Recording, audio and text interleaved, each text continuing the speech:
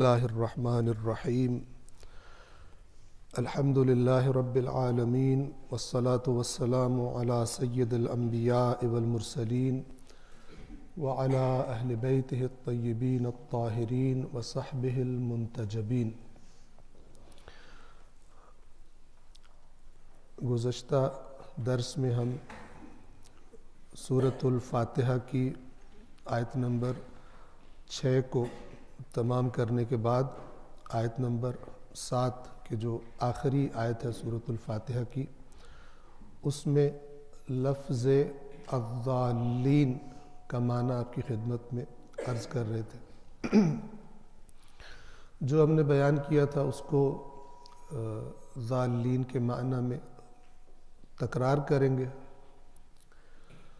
اور اس لفظ پر ہم زیادہ تھوڑا ٹائم اس لیے بھی دے رہے ہیں کیونکہ قرآن مجید میں بہت زیادہ تکرار ہوا ہے یہ لفظ، جیسے ہدایت کا مسئلہ ہے، ہدایت تکرار ہوا ہے، ہدایت کے مد مقابل ضلال جس سے لفظ ضالین بنا ہے یہ قرآن میں تکرار ہوا ہے۔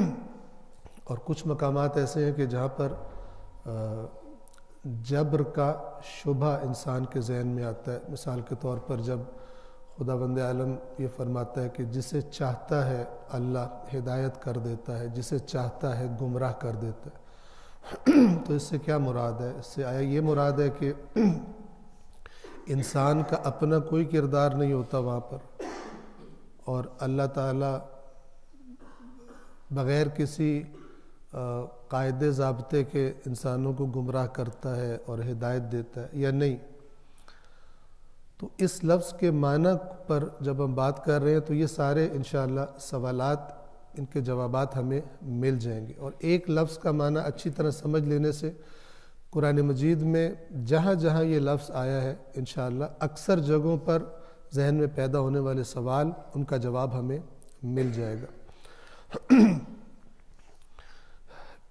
پیچھے سے اس بحث کو ہم ملاتے ہیں۔ عرض کیا تھا اہدنا الصراط المستقیم 6 آیت ہے، ہمیں ہدایت فرما سیدھے راستے کی، اور ہم نے عرض کیا تھا اس ہدایت فرما سے کیا مراد ہے کہ جو کچھ ہمیں عطا فرما چکا ہے ہدایت علم، اس پر ہمیں ثابت قدم رکھ، وہ ہم سے واپس نہ لینا، اور جو کچھ ہمیں نہیں معلوم، جو شعور، جو معرفت، جو علم ہم تک ابھی نہیں پہنچا، وہ ہم کو عطا فرما۔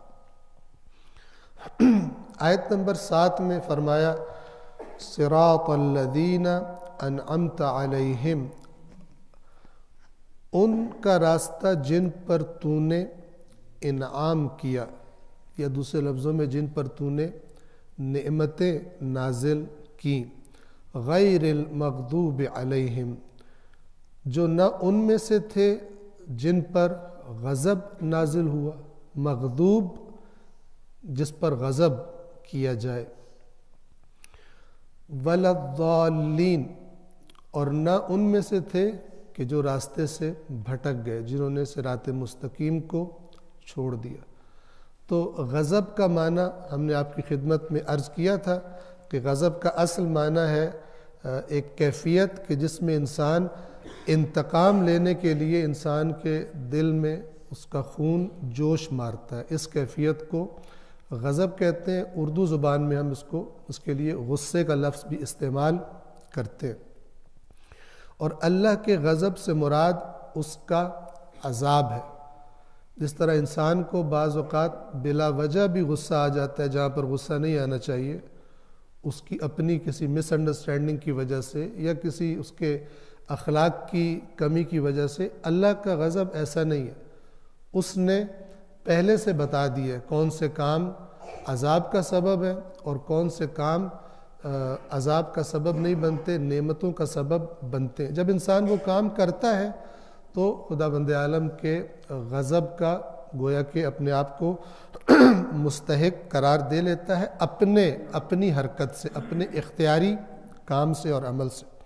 توجہ فرمائیے، ہم نے عرض کیا تھا کہ یہ جو ضالین ہے لفظ، یہ جمع ہے اس کا واحد ہے ضال، لام پر تشدید، ضال یعنی گمراہ، اور یہ لفظ بنا ہے ضاد، لام اور لام سے۔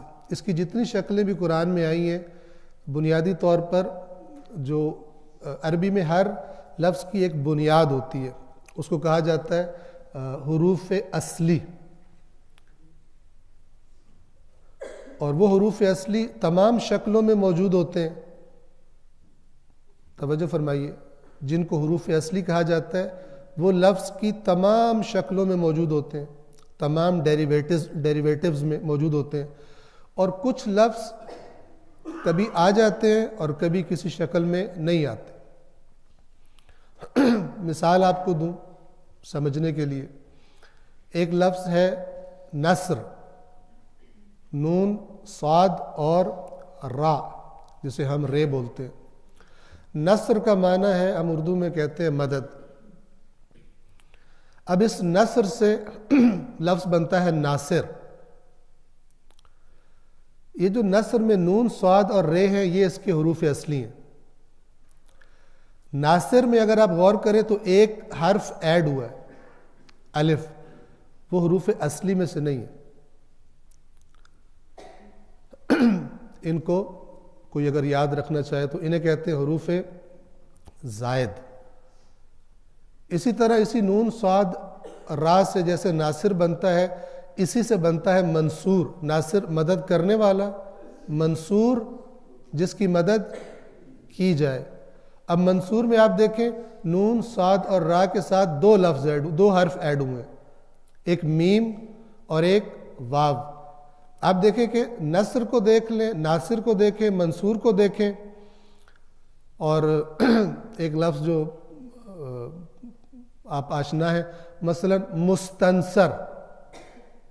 مستنصر حسین تارڑ صاحب سے کافی معروف شخصیت۔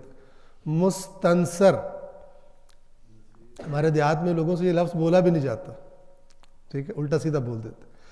تو مستنصر میں آپ دیکھیں کتنے حروف ایڈ ہوئے ہیں نون، صاد، را کے ساتھ،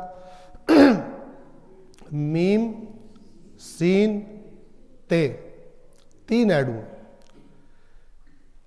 لیکن نون، صاد، را اس سب میں موجود ہے، نصر میں، ناصر میں، منصور میں، مستنصر میں، استنصار میں، سب میں موجود ہے۔ یہ حروف اصلی ہوتے ہیں، اور جو کبھی ہوتے ہیں کبھی نہیں ہوتے، بعض شکلوں میں ہوتے ہیں بعض میں نہیں ہوتے، ان کو حروف زائد کہا جاتا ہے۔ تو یہ تھوڑی سی عربی گرامر کی بھی خوشبو آپ سونگھ لیجئے، کیونکہ معنی سمجھنے میں آسانی ہوتی ہے۔ قرآن مجید کے الفاظ کے معانی اگر آپ کسی لغت میں دیکھنے جائیں گے تو آپ کو حروف اصلی پتہ ہونے چاہیے، یعنی آپ کو ڈائریکٹلی اگر آپ کسی لغت کو اٹھا کے دیکھیں گے، عربی لغت کو، خاص طور پہ جو پرانی لغات ہیں، پرانی عربی کے لیے جو بنائی گئی اور محنت کی گئی، وہاں پر آپ کو اگر فرض کریں آپ نے الضالین ڈھونڈنا ہے تو آپ کو الضالین یوں نہیں ملے گا، آپ کو اس کے حروف اصلی پتہ ہونے چاہیے، اور حروف اصلی کی ترتیب میں آپ دیکھیں گے تب آپ کو ملے گا کیا، ضاد، لام اور لام، اور اس کے نیچے پھر وہ کیسے ڈسکس کرتے ہیں اس کو کہ ضاد، لام اور لام کا اصل میننگ یہ ہے، اور پھر اس کے بعد جب اس کی شکلیں بدلتی ہیں تو معنی میں کیا تبدیلی آتی ہے۔ تمام شکلوں میں اصل معنی موجود ہوتا ہے، جیسے ناصر میں مدد کا معنی موجود ہے لیکن مدد کرنے والا، منصور میں مدد کا معنی موجود ہے لیکن اب اس شکل بدلنے سے معنی میں کیا تبدیلی آئی، جس کی مدد کی جائے۔ استنصار جس سے مستنصر بنتا ہے، مدد طلب کرنا، استنصار جیسے استغفار، مغفرت طلب کرنا۔ استشہاد، شہادت یا گواہی طلب کرنا۔ تو الضالین کے حروف اصلی ضاد، لام اور لام ہے۔ الضالین اسی سے بنا ہے، الضال کی جمع ہے۔ اصل اس کا جو مصدر ہے وہ ہے الضلال، ضلال جسے ہم گمراہی کہتے ہیں۔ میں نے عرض کیا تھا، ریپیٹ کرتا ہوں، ضلال کا معنی کیا ہے، سیدھی راہ سے ہٹ جانا۔ یہ لفظ یعنی الضلال کس کے مقابلے میں آتا ہے، الہدا کے، ہدایت کے مد مقابل استعمال ہوتا ہے۔ سورۃ الاسراء کی آیت نمبر 15 آپ کے سامنے عرض کی تھی، من اہتدی فانما یہتدی لنفسہ۔ آپ دیکھیں اہتدا میں بھی ہا دال اور یا جو ہدایت کے حروف اصلی موجود ہیں، الف اور تا اس میں ایڈ ہو گیا۔ اہتدا جو ہدایت کو قبول کر لے، جس نے ہدایت کو قبول کیا تو وہ اس کا ہدایت قبول کرنا اس کے اپنے فائدے میں ہے۔ ومن ضل، اور جو بھٹک گیا، کس کے مقابلے میں آیا؟ ہدایت کے مقابلے۔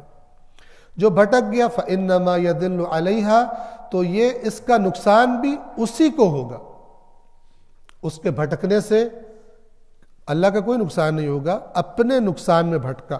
وَلَا تَزِرُ وَازِرَةٌ وِزْرَ أُخْرَى، اور کوئی بوجھ اٹھانے والا کسی دوسرے کا بوجھ نہیں اٹھائے گا۔ وَمَا كُنَّا مُعَذِّبِينَ حَتَّى نَبْعَثَ رَسُولًا، اور ہم اس وقت تک سزا نہیں دیتے، عذاب نہیں کرتے جب تک کہ رسول بھیج نہ دے، یعنی پیغام حق و باطل کا بتا نہ دے، بغیر بتائے ہم عذاب نہیں کرتے۔ آگے چلتے ہیں۔ یہ جو لفظ الضلال ہے یہ ہر قسم کی گمراہی کے لیے استعمال ہوتا ہے، چاہے وہ گمراہی انسان جان بوجھ کر انتخاب کرے، اس کا اسے پتہ ہو یہ غلط راستہ ہے اور جان بوجھ کے چلے اس پر، اور چاہے جان بوجھ کر نہ ہو بلکہ خطا ہو گئی ہو۔ کیوں؟ اس لیے کہ آپ کو پتہ ہے چاہے انسان خطا سے بھی غلط جگہ سے مڑ جائے بالآخر راستے سے ہٹ جاتا ہے۔ آپ جان بوجھ کر غلط ایگزٹ لے لیں ہائی وے سے، یا آپ غلطی سے ایگزٹ لے لیں، دونوں کا نتیجہ کیا ہے؟ گمراہی۔ جدھر آپ کی منزل کا راستہ تھا وہ راستہ آپ نے چھوڑ دیا۔ لہٰذا دونوں کے لیے ضلال استعمال ہوتا ہے، جان بوجھ کر ہو یہ گمراہی یا خطا کے نتیجے میں ہو، معمولی ہو، تھوڑی سی ہو یا زیادہ ہو، سب شکلوں پر لفظ الضلال استعمال ہوتا ہے۔ کیوں؟ اس لیے کہ سیدھا راستہ یا جسے ہم حق کہتے ہیں یا صراط مستقیم کہتے ہیں وہ ہمیشہ ایک ہی ہوتا ہے، وہ دو نہیں ہوتے۔ قرآن کے لفظوں میں اگر کہوں تو قرآن فرماتا ہے فَمَاذَا بَعْدَ الْحَقِّ إِلَّا الضَّلَالِ، تو اور کیا ہے حق کے بعد سوائے گمراہی کے؟ حق ایک ہے، حق کے بعد الضلال گمراہی ہے۔ چاہے انسان دیدہ دانستہ جائے اپنی کسی لذت کے لیے اس راستے پر، اپنی خواہش سے جائے، پتہ ہو یہ غلط راستہ ہے، اور چاہے اپنی کسی غفلت، سستی، غلط دوستی، غلط لیڈر چن لینے کی وجہ سے۔ بہت سارے لوگ قرآن نے بتایا ہوا قیامت کے دن اپنے غلط لیڈروں پر تبرہ کریں گے۔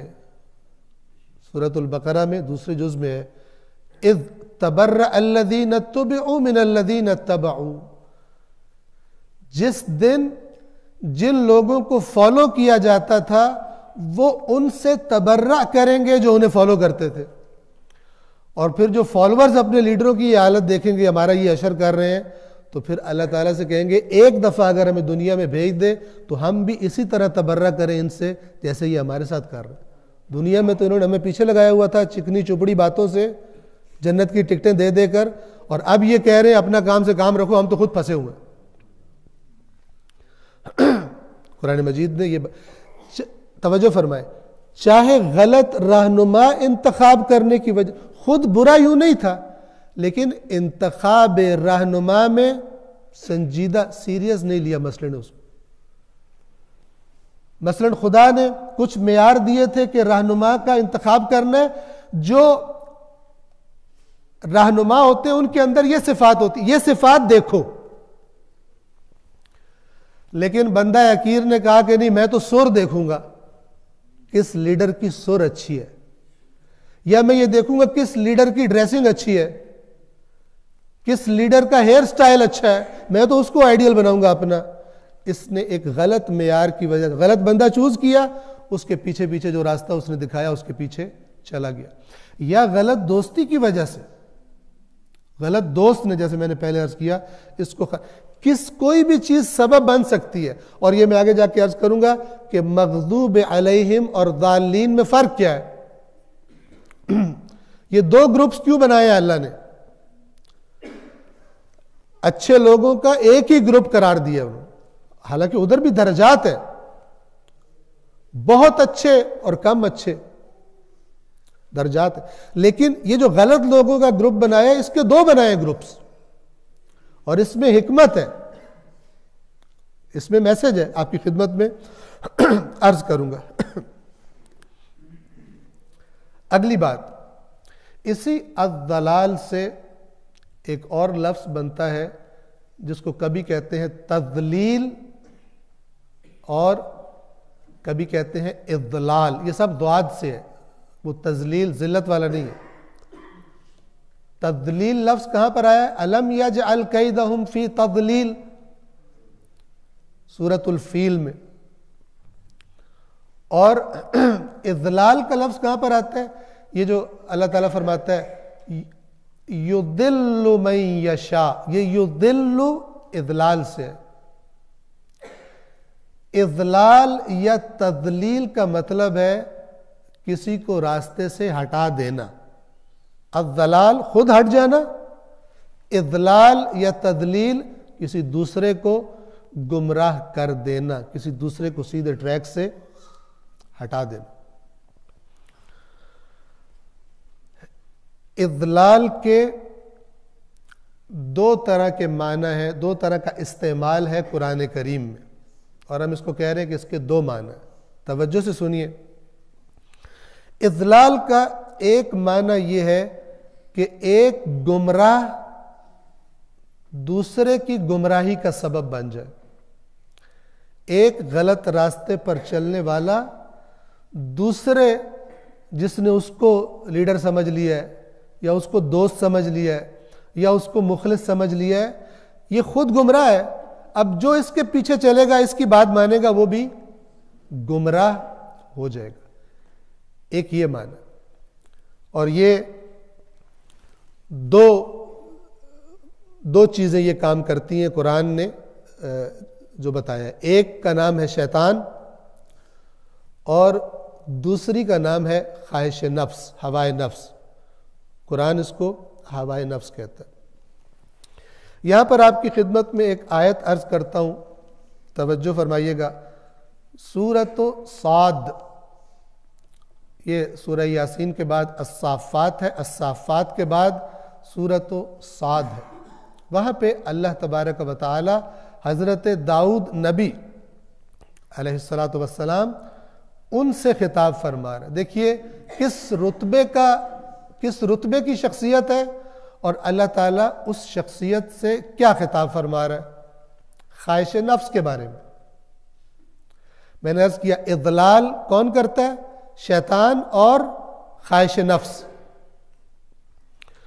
خواہش نفس کیا کرتی ہے اور کیا نتیجہ اس کا نکلتا ہے، اس آیت میں ملاحظہ فرمائیں۔ یہ ہوا کیا تھا کہ دو افراد اپنا جھگڑا لائے حضرت داؤد کے پاس، اور حضرت داؤد نے ایک فریق کی بات سن کر ایک رائے بنائی، اگرچہ فوراً متوجہ ہو گئے کہ خدا نے آزمائش لی ہے میری، اور اللہ سے معافی مانگی، سجدے میں گر پڑے، اور اللہ نے وہ خطا جو تھی یا ترک اولا آپ اسے کہیں، وہ اللہ نے بخش دیا۔ اس کے فوراً بعد یہ آیت نمبر 26 ہے سورہ صاد کی، آیت نمبر 26، اللہ تعالیٰ خبردار کر رہا حضرت داؤد کو اور ہر قرآن پڑھنے والے، یا داؤد، اے داؤد، انا جعلناک خلیفۃ فی الارض، آپ اس بات کی طرف متوجہ رہیں کہ یقیناً ہم نے آپ کو زمین میں خلیفہ بنایا۔ کس کا خلیفہ؟ اللہ کا۔ اور خلیفہ کا مطلب کیا ہے؟ اسی طرح امور کو چلاؤ گے اور ڈیل کرو گے اور فیصلے کرو گے جس طرح خدا نے رہنمائی فرمائی، کسی اور چیز کو اندر داخل نہیں ہونے دو گے۔ یا داؤد انا جعلناک خلیفۃ فی الارض، اے داؤد یقیناً ہم نے آپ کو زمین میں خلیفہ بنایا ہے، فاحکم بین الناس بالحق، پس آپ لوگوں کے درمیان حق کی بنا پر فیصلہ کیا کریں۔ فحکم حکم کر بین الناس لوگوں کے درمیان لوگوں کے مابین بالحق حق پر مبنی فیصلہ کر ولا تتبع الہوا ہوا کو فالو نہ کرنا. ہوا سے کیا مراد ہے؟ خواہش، اپنا رجحان، اپنا میلان، اپنی پارٹی، مختلف الفاظ استعمال کر رہا ہوں، اپنی رشتہ داری، اپنی دوستی، اپنے تعلقات. ایک بندہ طاقتور ہے تجھے بعد میں نقصان پہنچائے گا، یہ اس کا طاقتور ہونا، یہ سب ہوائے نفس کی شکلیں ہیں. لوگوں کے درمیان فیصلہ کرتے وقت ولا تتبع الہوا اپنی خواہش کو فالو مت کرنا. اگر کرے گا تو کیا ہوگا؟ فَيُضِلَّكَ عَن سَبِيلِ اللَّهِ. یہ یضل وہی اضلال ہے. نتیجہ بتا رہی ہے، اسے کہتے ہیں نتیجہ والی نتیجہ بتاتی ہے کہ اگر تو نے ہوائے نفس کو فالو کیا، اللہ کے بتائے ہوئے حق کے معیار کو چھوڑ کر کسی اور چیز کو ایڈ کیا، یعنی وہ تیری خواہش ہو جائے گی. وہ کیا کرے گی؟ کیا نتیجہ نکلے گا؟ فَيُضِلَّكَ عَن سَبِيلِ اللَّهِ. تو وہ تجھے اللہ کے راستے سے ہٹا دے گی. کتنا سادہ اور خوبصورت ہے. کیا ریلیشن شپ ہے خواہش کے پیچھے چلنے میں اور ہدایت اور گمراہی میں؟ جیسے ہی تو نے خواہش کو فالو کیا اپنی، ہم تجھے بتا رہے ہیں کہ تو وہ خواہش تجھے اللہ کے راستے سے یضل اضلال ہے، راستے سے ہٹا دینا. یضلک عن سبیل اللہ تجھے اللہ کے راستے سے ہٹا دے گی. اب یہ جو گمراہی ہے اس کے بارے میں اللہ اسی آیت کے اگلے حصے میں خبردار کرے. کس طرح؟ آیت وہی ہے 26 ان الذین یضلون عن سبیل اللہ. یقیناً وہ لوگ کہ جو اللہ کے راستے سے ہٹ جاتے ہیں، گمراہ ہو جاتے ہیں خواہش نفس کی پیروی کر کے. لہم عذاب شدید، ان کے لیے عذاب شدید ہے. بما نسوا یوم الحساب، جو انہوں نے حساب کے دن کو بھلا دیا. خواہش نفس کو بندہ کب فالو کرتا ہے؟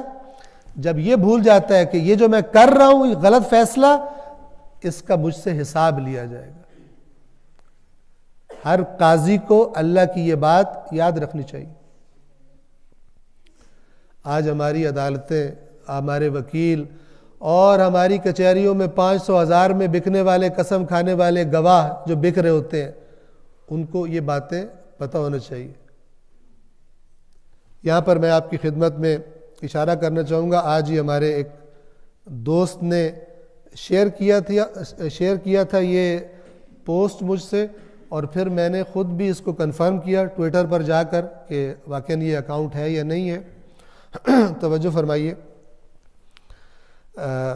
یہ پوسٹ جو میرے پاس ہے اس میں لکھا ہے کہ Harvard University ranks the holy Quran as the best book and text for justice. کہ بہترین کتاب کہ جو انسان کو انصاف کی طرف راستہ دکھاتی. یہ ایک صاحب ہیں ڈاکٹر کریگ، ان کی یہ آئی ڈی بھی اگر کوئی مجھ سے لینا چاہے چیک کرنے کے لیے. اور میں پھر ٹویٹر پہ گیا، ان کی آئی ڈی میں نے کھولی تو وہاں پر یہ مجھے ملا: scholar, global speaker, media contributor and public intellectual based at Rice University, author of many books and articles on Christian Muslim relations. تو یہ ان کی ٹویٹ ہے، اور ان کا اکاؤنٹ بھی وہ ہے جو ٹویٹر کی طرف سے سرٹیفائیڈ ہوتا ہے، اس کے آگے وہ بلو بیک گراؤنڈ میں ٹک لگا ہوتا ہے. انہوں نے ٹویٹ یہ کیا ہے کہ the US Supreme Court honors Prophet Muhammad as one of the greatest lawgivers in history. Harvard University Law School recognizes the Quran as one of the leading books for justice in the world. اور پھر نیچے یہ اپنا یہ بات لکھتا ہے کہ I share these facts when people say Islam is incompatible with US values. کہ جب یہاں پہ لوگ کہتے ہیں کہ اسلام ہماری ویلیوز سے انکمپیٹیبل ہے، تو میں تمہیں بتا رہا ہوں کہ یہ صورتحال ہے حقیقت میں. ایک وقت تھا کہ جب مدینہ کے یہودی، میں نے پہلے بتایا ہے، وہ عبرت کے لیے اس کو ریپیٹ کر رہا ہوں، مدینہ کے یہودی کہ جن کی بکس میں یہ تھا کہ آخری رسول آئے گا اس سرزمین پر اور جو ایمان لائیں گے اس پر وہ بہترین امت ہوں گے، رسول اللہ کا انتظار کر رہے تھے، اور اس انتظار کے دوران اپنے علاقے کے کفار کو دھمکیاں دیتے تھے کہ تم جو ہم پہ ظلم کر رہے ہو، ہمارا نبی آئے گا تو تم پر فتح پا لے گا، تمہیں مدینے سے نکال دے گا. آج کی دنیا پر اسے اپلائی کریں ہوشیاری کے لیے. یہ یہودی جو دوسروں کو دھمکیاں دے رہے تھے خود اتنے کرپٹ ہو گئے کہ جن کو دھمکیاں دیتے تھے وہ ان سے کم لیول کے کرپٹ تھے، اور کم از کم ان کے پاس کچھ ایسی ویلیوز تھی کہ جب رسول اللہ آئے تو انہوں نے ویلکم کیا رسول اللہ کو. یہ یہودی رسول اللہ کی جان کے دشمن بن گئے. کیوں ہوا؟ یہ ان بے دینوں سے بھی زیادہ کرپٹ ہو گئے تھے دین کے نام پر. آج آپ دیکھ لیں مسلمان سوسائٹی، اس میں زیادہ کرپشن ہے ویسٹرن کنٹریز سے. مثلا وہ جو سو کالڈ ٹرانسپیرنسی انٹرنیشنل ہے، اس نے اس دفعہ جو بیانیہ صادر کیا ہے اس میں اس نے پاکستان کو کرپشن میں 3 درجات اور بلند فرما دیا.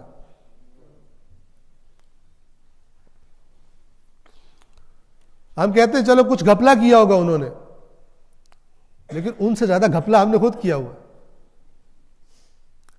ہم اپنے ارد گرد کے معاشرے کو دیکھ سکتے ہیں کتنا جھوٹ، کتنی بے ایمانی، ایک دوسرے کا مال کھا جانا غلط طریقوں سے. اتنے زیادہ انوالو ہیں. مغرب والوں کو دنیا میں رہنے کا ڈھنگ آ گیا ہے. ہمیں دنیا میں رہنے کا، دنیا اچھی کیسے ہونی ہے، اچھی کیسے گزاریں گے، اس کا ڈھنگ بھی نہیں آیا ابھی تک. ہم نے دین اسلام سے، ہماری اکثریت نے دین اسلام سے زندگی کے لیے رہنمائی لینے کی جگہ، قرآن سے رہنمائی لینے کی جگہ، ہم نے دین کو اپنی آرزوؤں کا مجموعہ سمجھا ہوا ہے. دین ہمیں بخشواتا ہے، اس پر ہم مائل ہیں. دین ہمیں بخشوائے گا، اس پر مائل نہیں ہے کہ دین سے رہنمائی لیں. جس کے بارے میں غیر یہ کہہ رہے ہیں کہ قرآن جو ہے بہترین کتاب ہے کہ جو انسانوں کو جسٹس کی طرف لے کے جاتی ہے. اور میں اور آپ جس کو اپنا پہلا امام مانتے ہیں، ان کے بارے میں تو کہا گیا ان کو لوگوں نے مارا اس لیے کہ ان کی عدالت برداشت نہیں ہو رہی تھی ان سے.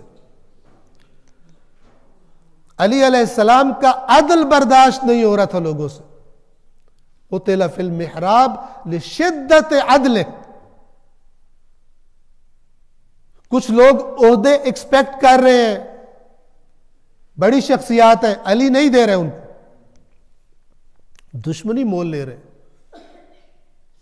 آج کل کی سیاست بالکل اس کی اجازت نہیں دیتی.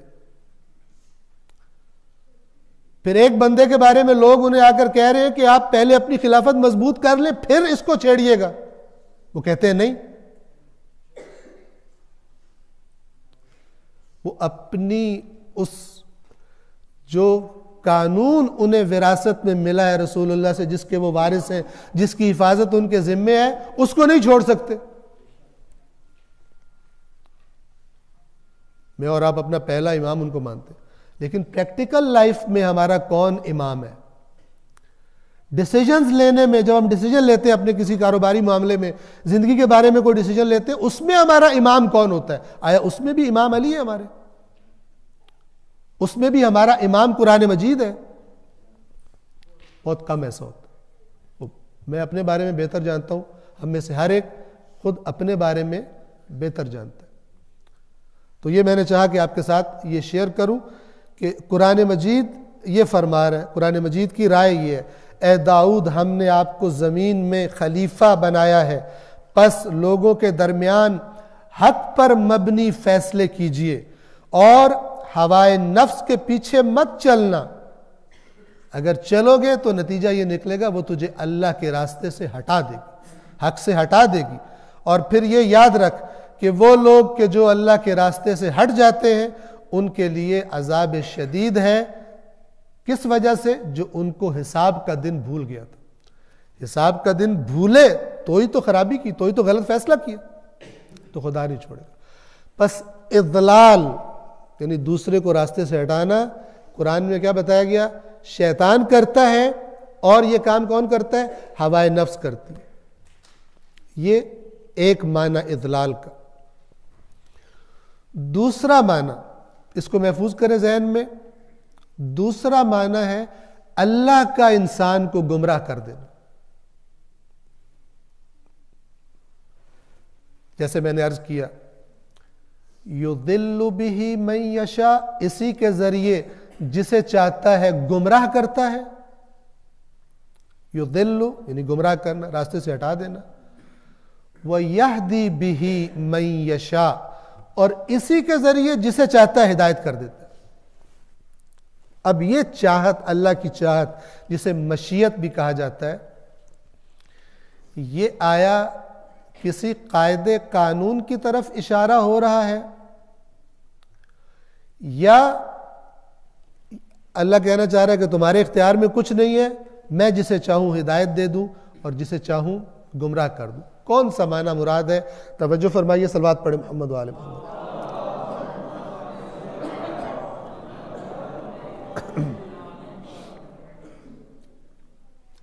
سمجھیے گا اچھی طرح توجہ کے ساتھ۔ اس کا معنی یہ کہ اللہ تبارک و تعالی نے انسان کو اس طرح خلق کیا ہے، اس کی مینوفیکچرنگ اس طرح کی ہے، اس کو بنایا اس طرح کہ جب وہ کسی راستے کو اختیار کرتا ہے اپنے اختیار سے، وہ راستہ اچھا ہو یا برا ہو کوئی فرق نہیں، جب انسان کسی بھی راستے کو اختیار کرتا ہے اور اس پر چلنے لگتا ہے، قدم اٹھاتا ہے، تو آہستہ آہستہ اس کی طبیعت اس راستے سے مانوس ہو جاتی ہے، عادی ہو جاتا ہے۔ دنیاوی معاملات میں بھی یوں ہی ہوتا ہے۔ دیکھیں، آپ میں سے جو لوگ، اکثریت ایسی ہوگی جو ڈرائیونگ جانتے ہیں، اگر آپ یاد کریں کہ جب پہلے دن آپ ڈرائیونگ سیٹ پر بیٹھے، فرسٹ ٹائم، مجھے یاد ہے کہ مثلا جب فرسٹ ٹائم مجھے ڈرائیونگ سیٹ پر میں بیٹھا اور ساتھ وہ ہمارا ڈرائیور تھا جس نے مجھے سکھانا تھا، تو مجھ سے کلچ کے اوپر سے میں پاؤں اٹھاتا تھا، گاڑی بند ہو جاتی، بار بار گاڑی کا انجن آف ہو جاتا تھا، نہیں سمجھ آتی تھی کیسے چلانی۔ اگر گیئر چینج کرنا ہے گاڑی کا تو سامنے سے نظریں ہٹا کے گیئر کو دیکھنا شروع ہو جاتے تھے، اور جب انسان ایک طرف دیکھتا ہے تو خود بخود سٹیئرنگ بھی اسی سائڈ پر انسان کرنا شروع ہو جاتا ہے۔ یہ کیفیت تھی۔ لیکن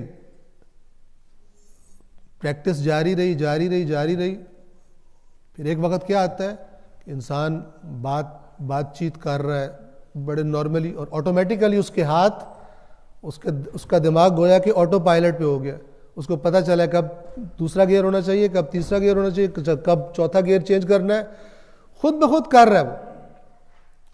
توجہ فرما رہے ہیں؟ کیا ہوا؟ کوشش کرنے سے، اس راستے پہ چلنے سے اس سے مانوس ہو گیا۔ یاد رکھیے، اچھائی کا راستہ ہو یا برائی کا راستہ ہو، دونوں پر جب انسان چلتا ہے، شروع میں اسے انس نہیں ہوتا، لیکن جب چلتا رہتا ہے مانوس ہو جاتا ہے۔ اس کو اس انداز میں بھی کہا گیا کہ ایک نیکی اگلی نیکی کو آسان کر دیتی ہے، اور دوسری نیکی تیسری کو آسان کر دیتی ہے۔ اسی طرح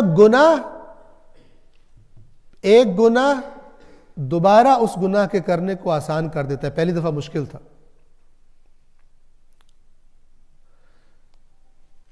اللہ نے انسان کو اس طرح سے بنایا۔ ایک بندہ ہے مثلا وہ فجر کی نماز کے لیے وہ سمجھتا ہے کہ میں ساری نمازیں باقی پڑھ سکتا ہوں، فجر کے ٹائم میں نہیں اٹھ سکتا، ممکن ہی نہیں، اسے باور ہے، لیکن پھر وہ ارادہ کرے کہ میں نے صبح مثلا فجر کی نماز حتماً پڑھنی ہے،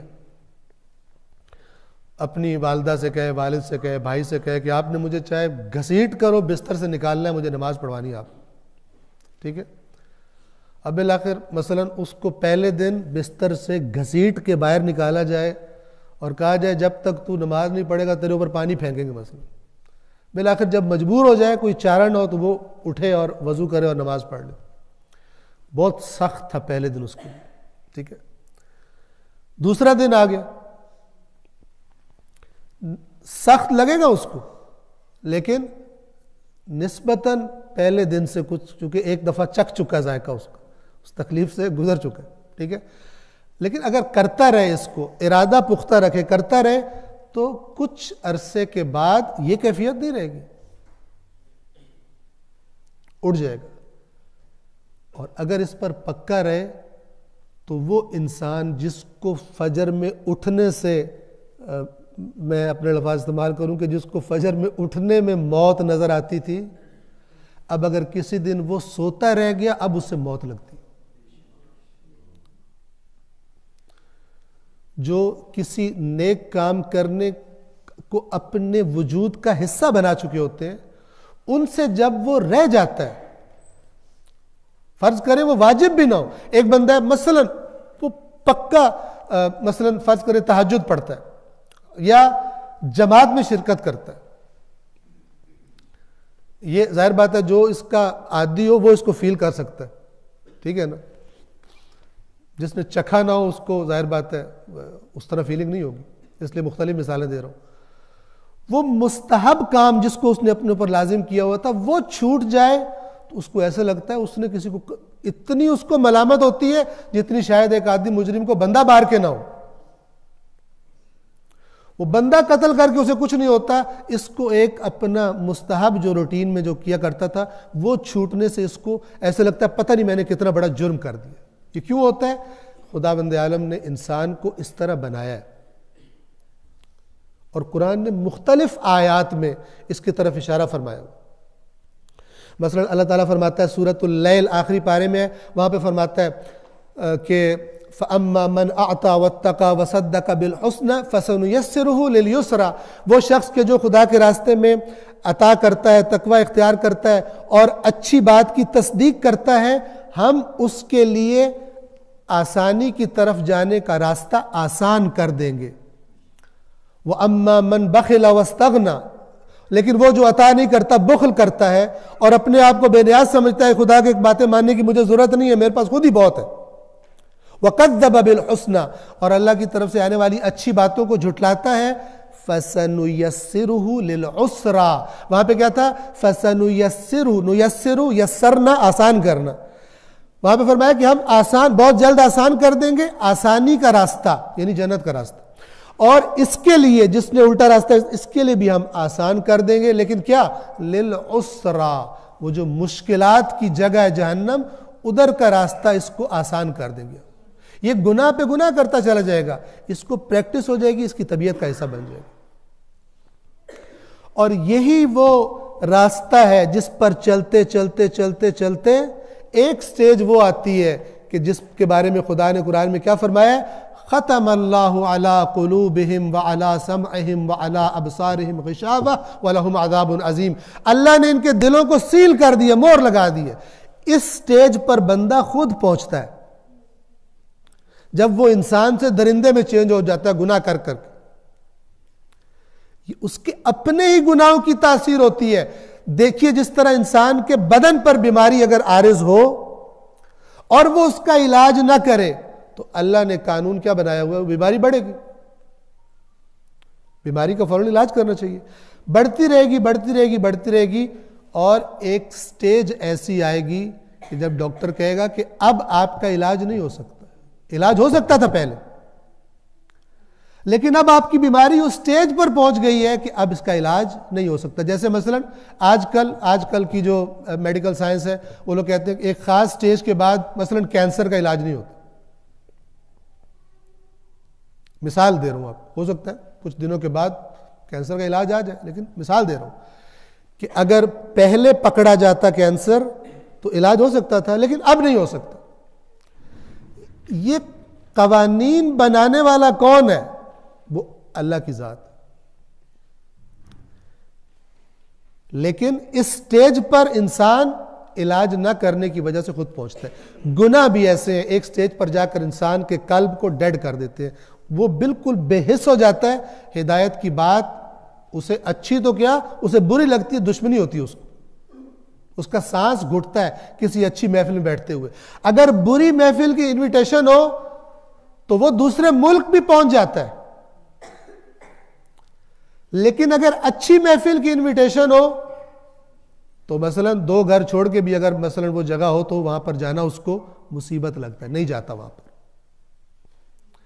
اس کیفیت میں انسان اپنے اعمال سے ریپیٹ کر کر کے, یہ اعمال انسان پر اثر ڈالتے ہیں. ائمہ اطہار نے ہمارے احادیث کے ذریعے اس کو سمجھایا, مثالوں کے ذریعے سے. ایک مثال یہ دی کہ ہر انسان کے دل پر 2 نقطے ہوتے ہیں, ایک سفید ہوتا ہے ایک سیاہ ہوتا ہے. اگر انسان نیک کام کرتا ہے وہ سفید نقطہ پھیلنا شروع ہو جاتا ہے, نیکیاں کرتا ہے انسان وہ نقطہ پھیلتا رہتا ہے یہاں تک کہ انسان کے سارے قلب کو اپنی آغوش میں لے لیتا ہے اور اس کا سارا قلب نورانی ہو جاتا ہے. لیکن اگر انسان گناہ کرے تو وہ سیاہ نقطہ پھیلنا شروع ہو جاتا ہے, گناہوں کی وجہ سے, گناہوں کے رزلٹ کی وجہ سے. اور وہ پھیلتے ایک دن آتا ہے کہ جب پورے قلب کو وہ سیاہ کر دیتا ہے, اپنی آغوش میں لے لیتا ہے, گویا کہ وہ سٹیج آ جاتی جسے قرآن مثلا فرماتا ہے ختم اللہ علی قلوبہم, اللہ نے مور لگا, سیل کر دیا, بند ہو گئے, ان میں ہدایت اب نہیں جائے گی. یہ قانون کیونکہ خدا نے بنایا ہے, ورنہ بندہ پہنچتا خود ہے اس سٹیج پر, نہ کہ اللہ زبردستی کر دیتا ہے. توجہ فرما رہے. تو یہ جو خدا کا بندے کو گمراہ کرنا مراد ہے, اس کا معنی کیا, معنی سمجھیے. چونکہ لفظ وہ استعمال کیے قرآن نے اس لیے ہم ترجمہ وہ کرتے ہیں, ورنہ خدا ظلمن کسی کو گمراہ نہیں کرتا. اگر خدا نے لوگوں کو گمراہ کرنا ہوتا تو اس کے نمائندے کیوں اتنی مصیبتیں اٹھاتے اور وہ کہتا صبر کرو, مصیبتیں برداشت کرو, لیکن میرا پیغام پہنچاؤ لوگوں کو. اللہ کو کوئی دشمنی تھی؟ اگر اس نے خود گمراہ کرنا تھا لوگوں کو تو پھر مثلا رسول اللہ, ان سے پہلے انبیاء, رسول اللہ کے بعد مثلا ائمہ اطہار, کیوں اللہ کے پیغام پہنچانے والے اتنی مصیبتیں اور سختیاں برداشت کرتے, حالانکہ وہ اللہ کو سب سے پیارے تھے. لیکن اگر آپ ان کی زندگیاں دیکھیں تو اس دین پہنچانے کے راستے میں اور اس دین بچانے کے راستے میں انہوں نے کیا کچھ برداشت نہیں کیا, سرکشوں سے اور ہٹ دھرم لوگوں سے اور ان کے بے وقوف فالوورز سے, جو بے وقوفی میں ان کو اپنا لیڈر بنا کے ان کے خلاف ڈٹ جاتے تھے میدانوں میں آ کر. کیا کچھ انہوں نے, لہذا اللہ, توجہ فرمائے, اللہ جب کہتا ہے کہ جسے چاہتا ہے گمراہ کرتا ہے, مراد کیا ہوتی ہے کہ انسان کو خدا نے اس طرح بنایا ہے کہ جب وہ کسی اچھے یا برے راستے کو اختیار کرتا ہے تو رفتہ رفتہ آہستہ آہستہ اس سے مانوس ہوتا چلا جاتا ہے, اور آخر کار ایک سٹیج ایسی آتی ہے کہ اس پر جم جاتا ہے, پکا ہو جاتا ہے, اور وہ کام اس کی عادت یا طبیعت ثانیہ, اس کے وجود کا حصہ بن جاتا ہے, اس کی پرسنالٹی کا حصہ بن جاتا ہے. برے راستے کے انتخاب کے نتیجے میں انسان کی گمراہی بڑھتی ہے. یہ سارا سیٹ اپ بنانے والا کون ہے؟ اللہ ہے. توجہ فرما رہے ہیں.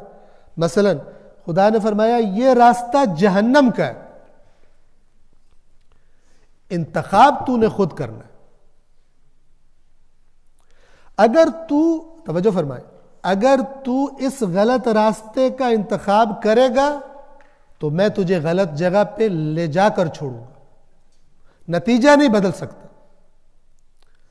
انسان کے اپنے غلط اختیار کے نتیجے میں جب انسان غلط سائٹ پہ جاتا ہے, چونکہ یہ قانون بنانے والا اللہ ہے, اس لیے قرآن مجید کہتا ہے کہ خداوند عالم نے اس کو گمراہ کر دیا.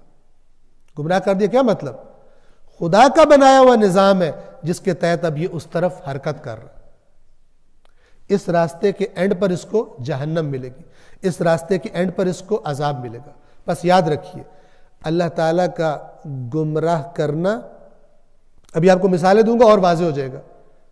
آیات قرآن سے مثال دوں گا اور بات واضح ہو جائے گی. یہ انسان کے اپنے غلط اختیار کے نتیجے میں ہوتا ہے, اور خدا نے بس یہ کہا ہوتا ہے کرے گا تو, نتیجے کو تو نہیں بدل سکتا. انتخاب تو اپنی مرضی سے کرے گا راستے کا, اس راستے کے نتیجے کو تو بدل نہیں سکتا, پھر تو وہی پہنچے گا. یہ خدا کا بنایا ہوا قانون ہے, اس کو تو نہیں بدل سکتا. توجہ فرمائیں.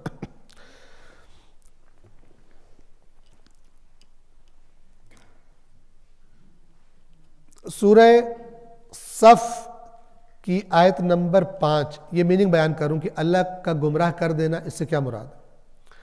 وَإِذْ قَالَ مُوسَى لِقَوْمِهِ, اور جب موسیٰ نے اپنی قوم سے کہا, یا قوم لِمَ تُؤْذُونَنِي وَقَدْ تَعْلَمُونَ أَنِّي رَسُولُ اللَّهِ إِلَيْكُمْ. جب موسیٰ نے اپنی قوم سے کہا کہ اے میری قوم تم کیوں مجھے تنگ کرتے ہو, کیوں مجھے تکلیفیں دیتے ہو, کیوں مجھے اذیت کرتے ہو, جبکہ تم جانتے ہو کہ میں اللہ کا رسول. کتنے معجزے دیکھ چکے ہو, جانتے ہو کہ میں اللہ کا رسول ہوں, پھر مجھے کیوں تنگ کر رہے. اب دیکھیے اللہ فرما رہا ہے فَلَمَّا زَاغُوا, زاغو جب وہ خود ٹیڑے ہو گئے اپنی حرکتوں سے, أَزَاغَ اللَّهُ قُلُوبَهُمْ, تو اس کے نتیجے میں اللہ نے بھی ان کے دلوں کو ٹیڑھا کر دیا. یعنی وہ جو خدا کا قانون ہے ازلی خلقت انسان میں رکھا ہوا ہے کہ اگر تو ٹیڑھا ہوگا تو یہ نظام تجھے ٹیڑھا ہونے میں ہیلپ کرے گا. ایسا نہیں کہ تجھے ٹیڑھا نہ ہونے دے, روک لے. یہی تو تیری آزمائش ہے.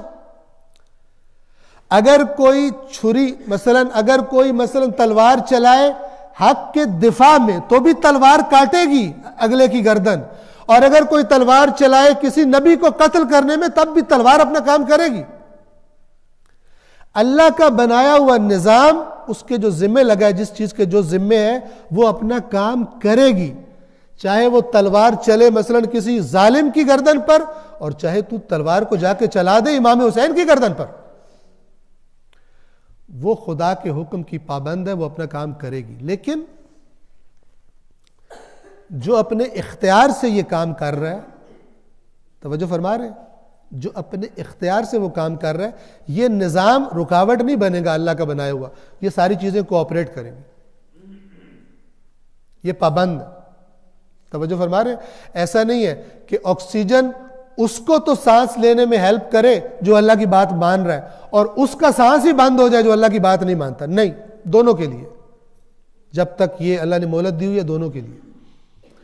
بس کیا فرما رہا ہے اللہ, فَلَمَّا زَاغُوا, جب وہ بنی اسرائیل خود ٹیڑھے ہوئے, دیکھ رہے ہیں اللہ کا نبی ہے لیکن پھر بھی اس کو تنگ کر رہے ہیں, یہ خود ٹیڑھا پن ہے.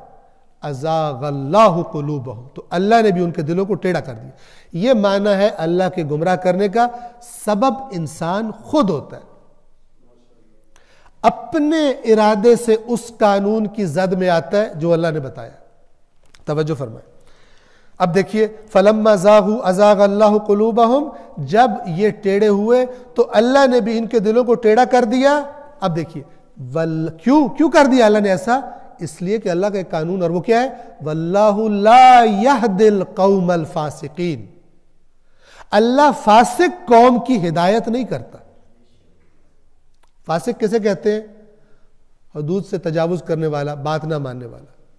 اگر تیرا انتخاب یہ ہے کہ میں نے, اللہ نے تجھے حد بتا دی, اسے تو کراس نہیں کر, تو کہتا نہیں مجھے تو مزہ آتا ہے, میں نے تو کرنی ہے.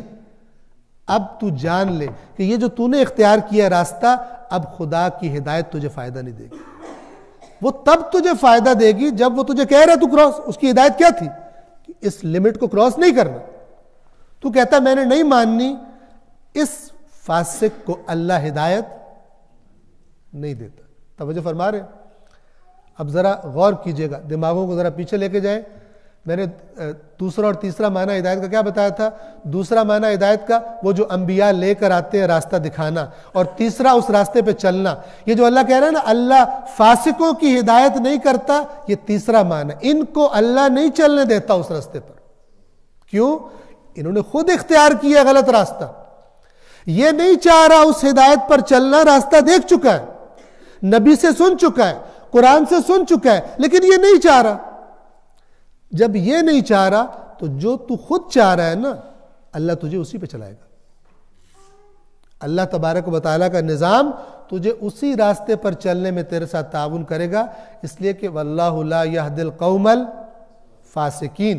تو اگر آپ قرآن کی آیات دیکھیں, بعض جگہوں پر اللہ نے اوورآل یہ کہا ہے کہ جسے چاہتا ہے گمراہ کرتا ہے, جسے چاہتا ہے ہدایت کرتا ہے, لیکن دیگر بہت ساری جگہوں پر اللہ نے خود بتایا ہے کہ یہ جو میں کہہ رہا ہوں جسے چاہتا ہوں گمراہ کرتا ہوں, یہ میں کن کو کہہ رہا ہوں.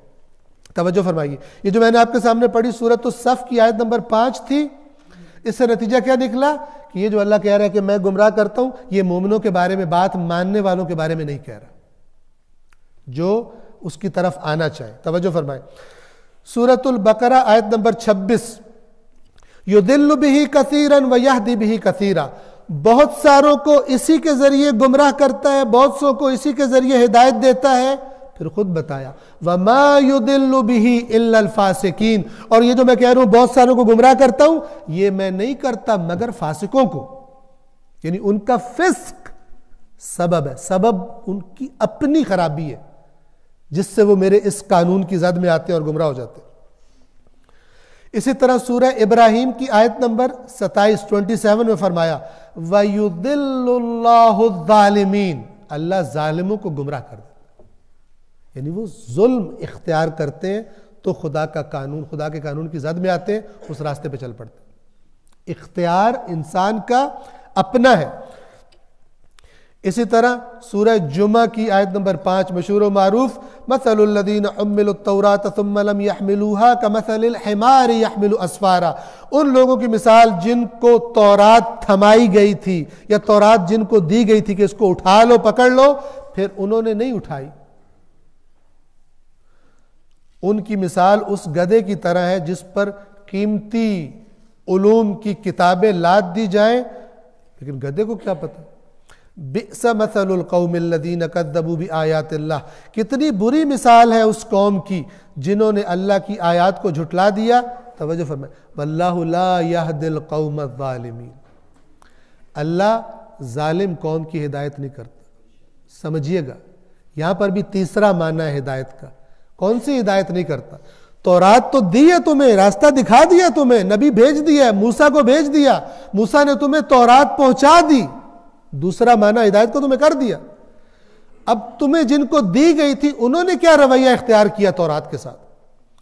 اگر تم نے اس تورات سے ہدایت لے کر اس راستے پر چلنے والی تمہارا دل نہیں چاہا, تم اور چکروں میں پڑ گئے, تو اللہ بھی اس ظالم قوم کی ہدایت, یعنی ان کو پھر اب جس طرف اللہ نے کہا تھا یہاں سے لو ہدایت اسے فالو کرو, تمہارا موڈ ہی نہیں بن رہا اس کا, تم لفٹ ہی نہیں کروا رہے اس کو, تو تم وہ اب یہاں پہ ظلم سے مراد یہ والا ظلم ہے جہاں سے خدا کہہ رہا ہے یہاں سے لو ہدایت اور اسے فالو کرو, کہ وہاں سے نہیں لیتے. یا یہ ظلم, ظالموں کی اللہ ہدایت نہیں کرتا. توجہ فرما رہے ہیں. پس ان آیات کی روشنی میں یہ قانون خداوند عالم کا سامنے آتا ہے, یہ سنت الہی. قرآن ان قوانین کو کیا نام دیتا ہے؟ سنن الہی, جن کے بارے میں اللہ کیا فرماتا ہے وَلَن تَجِدَ لِسُنَّتِ اللَّهِ تَبْدِيلًا وَلَن تَجِدَ لِسُنَّتِ اللَّهِ تَحْوِيلًا. تو اللہ کے قانون میں نہ کبھی کوئی تبدیلی پائے گا نہ کبھی کوئی تحویل. ایک ہے تبدیل, ایک ہے تحویل. تبدیل اور تحویل میں کیا فرق ہے؟ تبدیل پوری چیز کو بدل دینا, پوری چیز کو ہٹا دو, کوئی نئی چیز لے آؤ, اسے کہتے ہیں تبدیل. تحویل کسے کہتے ہیں؟ اسی موجودہ چیز کے اندر کوئی چینج کر دو. اللہ کا قانون اٹل ہے. اگر تو غلط راستے کی طرف راغب ہے تو پھر یاد رکھ تجھے تیسری توفیق, تیسری جو ہدایت کا معنی ہے وہ تجھے نہیں ملے گی. اور انہی لوگوں کی اسی رویے کی وجہ سے رسول اللہ کو قرآن مجید نے, یعنی اللہ نے بارہا فرمایا اے رسول آپ خود کو ہلاک کر دیں گے ان کے پیچھے چل چل کے, کہ یہ کیوں آپ کی بات نہیں مانتے اور کیوں ایمان نہیں لاتے, چھوڑ دیں ان کو. وَذَرْنِي وَمَنْ يُكَذِّبُ بِهَذَا الْحَدِيثِ, اے رسول جو اس کو جھٹلا رہا ہے اس کو اور مجھے چھوڑ دیں, آپ بیچ سے نکل جائیں. دنیا کے کائنات کے سب سے زیادہ تڑپ والے مربی کو اللہ یہ کہہ رہا ہے آپ اس کو اور مجھے چھوڑ دو, بیچ سے نکل جاؤ. وَذَرْنِي, چھوڑ دیجئے مجھے, وَمَنْ يُكَذِّبُ بِهَذَا الْحَدِيثِ, اور اس کو کہ جو جھٹلا رہا ہے اس قرآن کو, آپ بیچ سے نکل جائیں. سنستدرجہم من حیث لا یعلمون، میں ان کو ایسے گھیروں گا کہ ان کو پتہ بھی نہیں چلے گا۔ جن کا دل ہی نہیں راغب ہو رہا اس ہدایت کی طرف آنے کو، آپ ان کو چھوڑ دیں۔ اس قرآن کے بارے میں یہ کہا گیا کہ آپ لوگوں کو مجبور کریں گے اے رسول کہ یہ مومن بنے، چھوڑ دیں۔ یہ آپ کے ذمے نہیں لگایا گیا۔ لیس علیک ہداہم، ان کی ہدایت تیرے ذمے نہیں ہے۔ کیا کون سی ہدایت؟ وہ پہلی والی تو ہے ذمے، بلاغ مبین والی، وہ ہے ذمے۔ یہ جو راستے پر چلنا ہے، لیس علیک ہداہم، اے رسول ان کی ہدایت آپ کے ذمے نہیں ہے۔ ولکن اللہ یہدی من یشاء، اللہ جسے چاہتا ہے، اور وہ کسے چاہتا ہے میں نے عرض کر دیا، ظالموں، فاسقوں، جن کے رویے غلط ہو، جو غلط راستے خود انتخاب کرتے ہیں، ان کے لیے خدا کا وہ ازلی ارادہ جو ہے، وہ سنت الہی جو ہے، وہ ان کو کہتی ہے ٹھیک ہے جو تم نے خود چوز کیا ہے اسی پہ چلو۔ یہ راستہ ان کے لیے آسان ہوگا جو خود کوشش کریں، خود اس کی طرف آنا چاہیں۔ صلوات پڑھیے محمد وآل محمد۔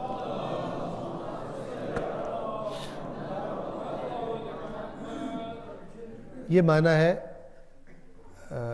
اوورآل میں نے کس کا بیان کیا؟ گمراہی کا، ضلال کا۔ توجہ فرما رہے، بار بار ریپیٹ ہوتا ہے، انشاءاللہ کوشش کریں گے کہ جو مطالب بیان کیے گئے ذہن میں محفوظ رکھیں، اور آگے چل کر انشاءاللہ جہاں ریپیٹ ہوں گے ہم پھر وہاں پر فقط اشارہ کیا کریں گے۔ خداوند عالم قرآن مجید کو پڑھنے کی، تعلیمات محمد و آل محمد کو پڑھنے کی، سمجھنے کی اور ان پر عمل کرنے کی اور سنجیدہ لینے کی ہم سب کو توفیق عطا فرمائے۔ صلوات پڑھیں محمد و آل محمد پر۔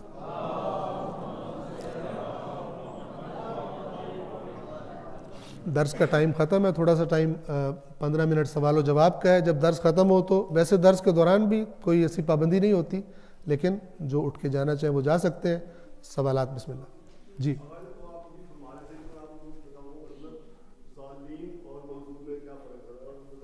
کس میں؟ جی میں نہیں پہنچا ابھی، ڈیٹیلڈ ہے، تھوڑا سا مہلت دے دیں، 2 ہفتے کا اور ادھار کر لیں، انشاءاللہ میں بیان کروں گا۔ میں نے ضالین کا معنی بیان کیا، آیت ابھی کھڑی ہے وہیں پر، الذین انعمت علیہم، ان کے بارے میں بھی بات کرنی ہے، اور المغضوب علیہم اور الضالین۔ اللہ تعالیٰ آپ کو صبر کا پھل دے گا، چونکہ انہوں نے میرے خیال 1.5-2 مہینے ہو گئے مجھ سے سوال کیا تو اور ابھی تک ہم وہاں پر نہیں پہنچے، تو انشاءاللہ تعالیٰ اتنے صبر کے بعد جب جو بولا جائے گا وہ آپ کو کبھی نہیں بھولے گا۔ جی بسم اللہ، کوئی اور سوال ہے؟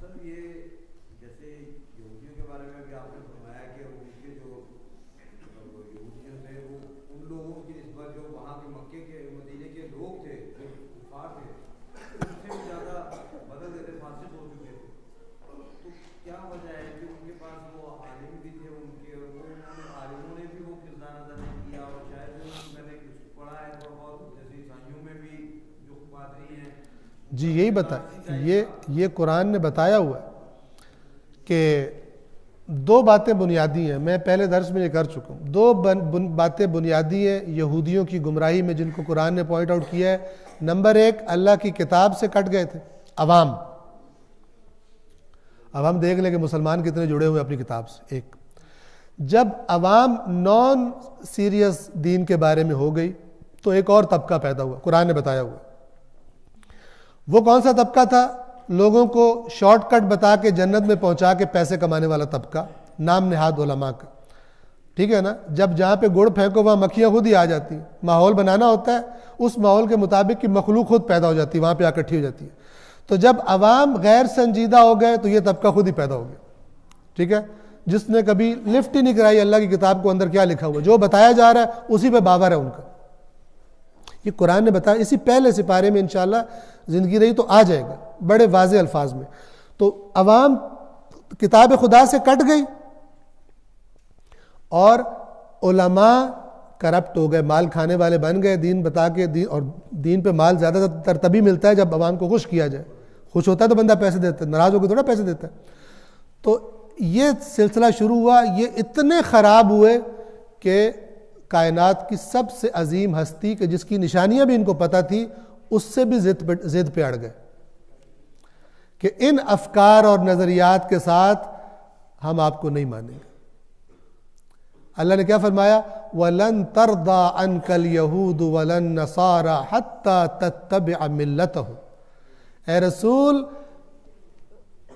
کبھی بھی ابداً یہ یہود اور نصارہ یہ آپ سے خوش نہیں ہوں گے جب تک آپ اپنا دین چھوڑ کے ان کا نہ کر لیں. جو یہ دین خراب کر کے تحریف کر کے جس پہ یہ چل رہے ہیں، جب تک آپ اللہ کی اس ہدایت کو چھوڑ کر ادھر نہ آ جائیں تب تک میں اللہ آپ کو بتا رہا ہوں یہ راضی نہیں ہوں گے آپ، لہذا ان کو راضی کرنے کا سوچے بھی مت. قُلْ إِنَّ هُدَى اللَّهِ هُوَ الْهُدَىٰ، آپ کہیے کہ یقیناً ہدایت تو وہ ہے جو اللہ کی طرف سے آئی ہے. وَلَئِنِ اتَّبَعْتَ أَهْوَاءَهُمْ بَعْدَ الَّذِي جَاءَكَ مِنَ الْعِلْمِ مَا لَكَ مِنَ اللَّهِ مِنْ وَلِيٍّ وَلَا نَصِيرٍ. قرآن بڑا بے تکلف ہے. اور اگر آپ نے اس علم کے آ جانے کے بعد بھی ان کی خواہشات کے پیچھے چلے آپ، تو اللہ کی بارگاہ میں نہ آپ کا کوئی سرپرست ہوگا نہ کوئی مددگار ہوگا. رسول اللہ سے خطاب ہے، چھوڑ دیں، کرپٹ ہو چکے، اپنے دین میں تحریف کر چکے. تو یہ اسباب قرآن نے بتائے. کس لیے بتائے؟ تاکہ بعد میں آنے والے قرآن پڑھنے والے پتہ کریں کہ مثلا ہم بھی اسی ٹریک پہ نہ چل پڑیں. اگر کوئی سوال نہیں ہے تو میں ایک بڑی امپورٹنٹ بات آپ کو بتانا چاہوں گا. جی بسم اللہ، سوال کر لیں. آج تک جتنے بھی انبیاء آئے، پچھلے انبیاء سے ایک جیسے حضور پاک کے متعلق تھا، اس سے پچھلی انبیاء، اور جب بھی آنا ہوتا تھا تو تب یہ بات جو میری سماج سے ہمارے باپ دادا تو ایسے نہیں کرتے. جی جی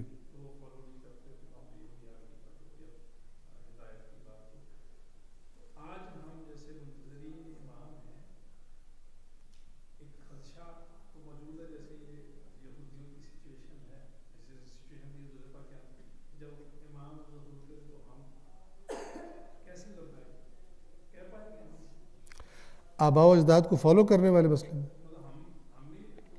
دیکھیں، یہ آباء و اجداد کو فالو کرنا، کیونکہ آباء و اجداد نے یہ کیا ہے اس لیے ہم فالو کریں گے. یہ قرآن قبول نہیں کرتا.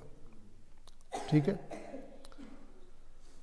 ہم نے اپنے بڑوں کو یوں ہی دیکھا ہے، یہ قابل قبول نہیں ہے. قرآن کسے کہتا ہے؟ وہ کہ جو ہر عقل مند انسان بھی وہی کہے گا. عقل جو اندر انسان کے لگی وہ بھی یہ کہتی ہے کہ یہ دیکھو کہ وہ جو کر رہے تھے وہ کیوں کر رہے تھے، ان کی دلیل کیا تھی. قرآن مجید اس کو پروموٹ کرتا ہے. ٹھیک ہے نا. ان آباء و اجداد میں ایسا نہیں ہے کہ ان کے عالم شامل نہیں ہیں. اب یہودیوں کو جنہوں نے گمراہ کیا وہ عالم اپنے آپ کو کہتے تھے، اپنے آپ کو عالم کہتے تھے، عالم تھے. ٹھیک ہے نا. لیکن انسان کو ایک راستہ اپنے لیے قرآن یہ گائیڈ کرتا ہے کہ کھلا رکھنا چاہیے کہ دلیل اگر آ گئی ہے جس نے ثابت کر دیا کہ وہ بات غلط ہے تو دلیل کو فالو کرو. یہ نہ کہو کہ ہمارا اتنے بندے ہٹ ہو جائیں گے، اس سے ہمارا یہ ہو جائے گا وہ ہو جائے گا. کیونکہ اگر یہ کرو گے تو سمجھ لو تم بھی ہٹ ہو گئے، اس اللہ کے قانون کی زد میں آ جاؤ. قرآن بڑے سخت الفاظ استعمال کرتا ہے. اور یہ والا جو جواب ہے کہ ہم تو اپنے بزرگوں کے راستے پہ چلیں گے، یہ اللہ کے ہر نبی کو دیا گیا.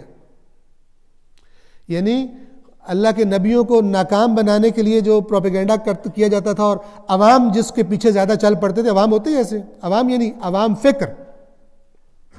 فکر عوام والی.